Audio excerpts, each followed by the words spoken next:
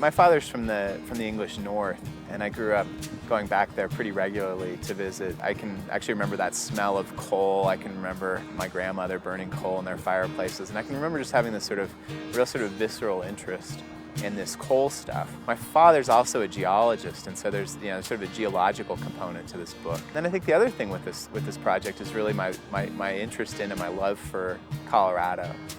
This is really home to me.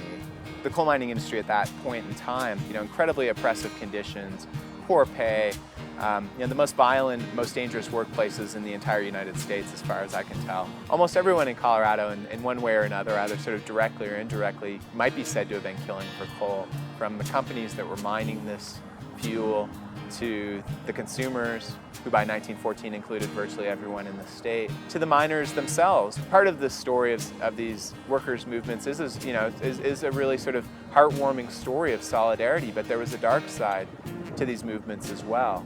These were guys who worked in incredibly tough conditions, who saw death all the time. Most of them viewed violence as an appropriate response to the conditions in which they labored.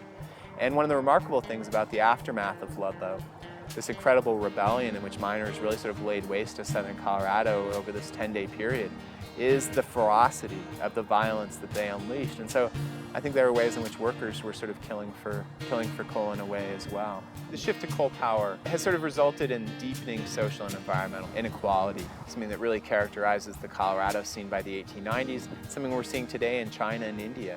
And so, the sort of fossil fuel industrialization to some extent is sort of a phenomenon that makes all people a little bit better off in terms of sort of sheer economic terms. But those inequalities have historically just gotten deeper and deeper during that transition to fossil fuels. In the book, I try to unveil coal's centrality to everything from economic growth to social inequality. I really try to trace those connections that link producers, the miners underground, to consumers. And one of the reasons that I do this is I really want readers to ask harder questions about where their energy comes from and who suffers as a consequence.